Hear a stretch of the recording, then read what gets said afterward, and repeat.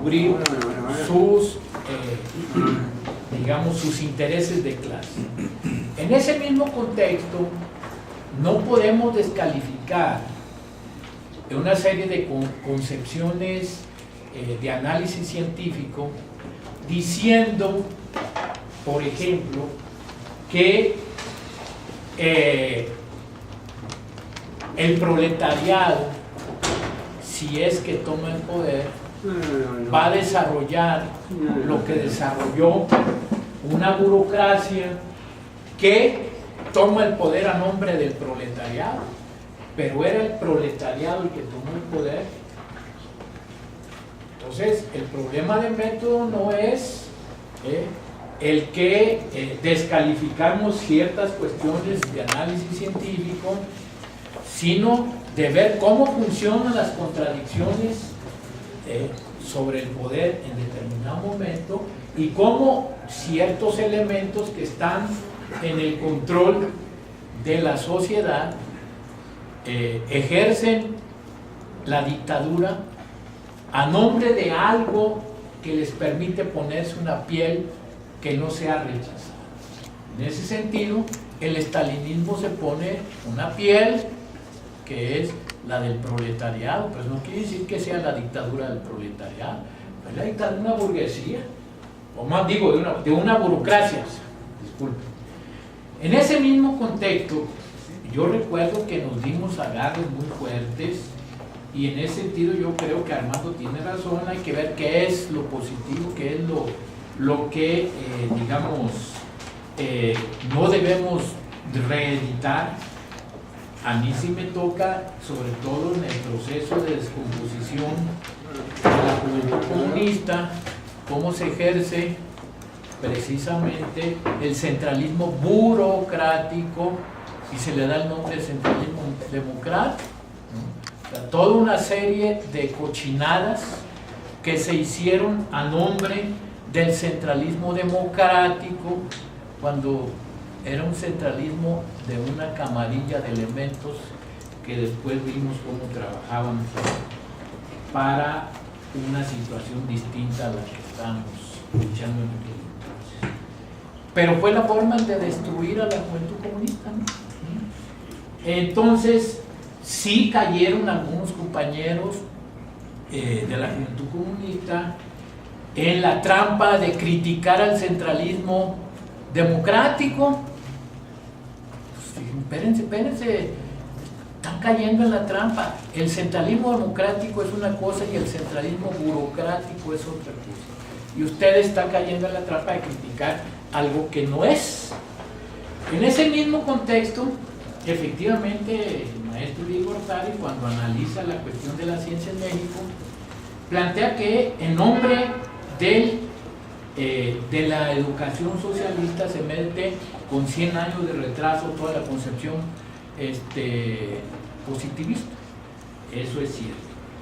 Pero una cosa es que se meta de contrabando una visión positivista y otra cosa es que el materialismo histórico sea positivista. Son cosas diferentes.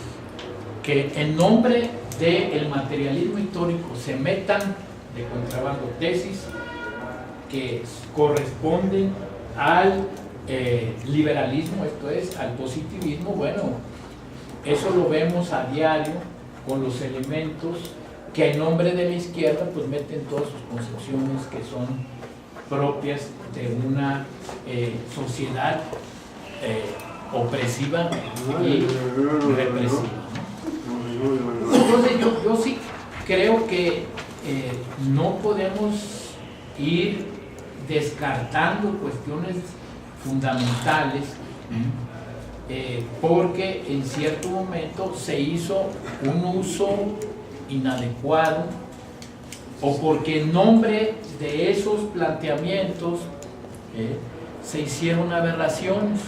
Los planteamientos no tienen la culpa.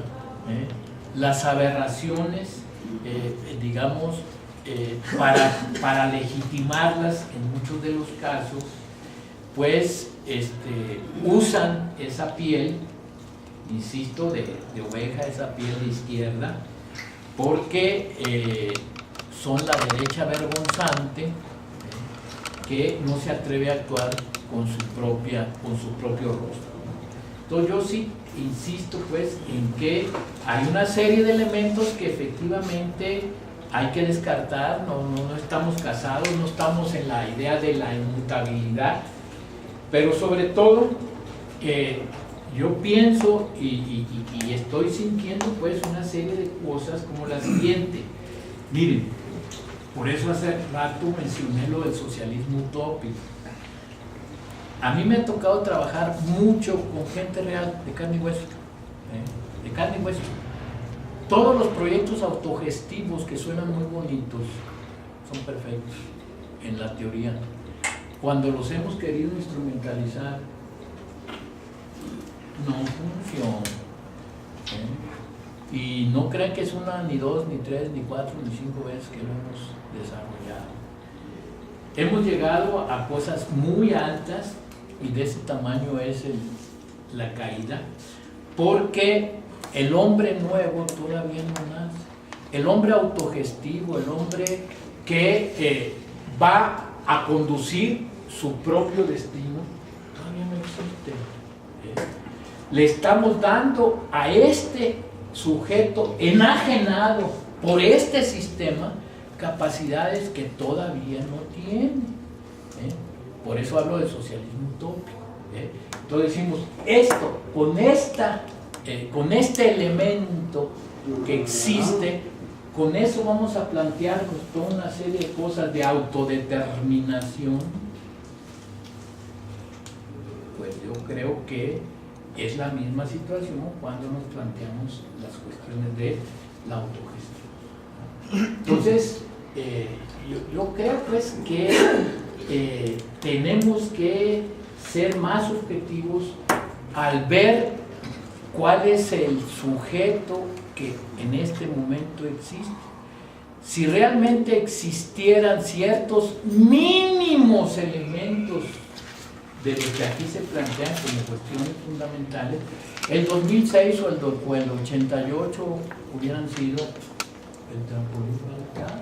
No se dio, porque no existe ese hombre. Y la izquierda no lo ha construido, ni ha construido la vanguardia, ni siquiera eso lo ha construido. No existe la vanguardia.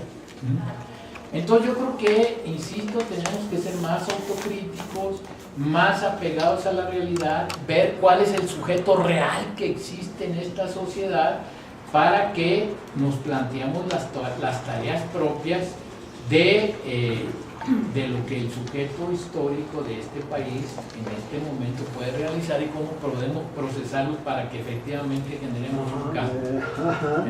Si nosotros, por decir, desarrollamos toda una concepción para combatir una enfermedad y lo único que tenemos son brujos, perdónenme, compañero, no va a haber ciencia, no va a haber medicina científica, va a haber otra cosa, porque no tenemos ese nivel de conocimiento.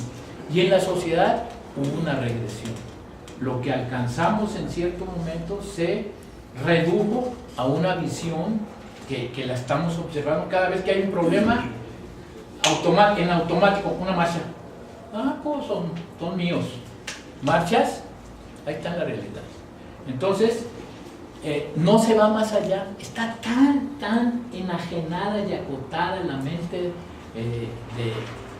del ciudadano, pues, que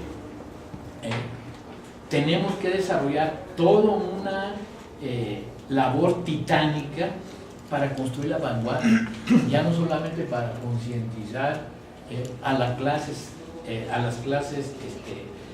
desprotegidas, oprimidas y explotadas, ¿no? Y en ese sentido, la misma, digamos, el elemento más dinámico de la sociedad, hablando en política, está enajenado a la cultura del sistema y reproduce la cultura y la terminología del sistema y de eso no se quiere hablar. Entonces yo creo pues que primero hay que ver en qué nivel nos encontramos de, digamos, de conciencia, de ideología en este país, a nivel no de masas, sino a nivel de bases sociales, porque cada vez que escucho la palabra masas se me retuerce el hígado así, porque estamos partiendo de que existe lo que no existe. No hay masas, hay multitudes, ¿no? Hay manadas humanas, hay muchedumbres, en fin. Entonces, yo creo pues que en ese contexto tenemos que hacer un análisis para ver hasta dónde está la cima, o sea, del nivel de conciencia que tiene nuestra sociedad en términos de política y en términos de ideología. Sí.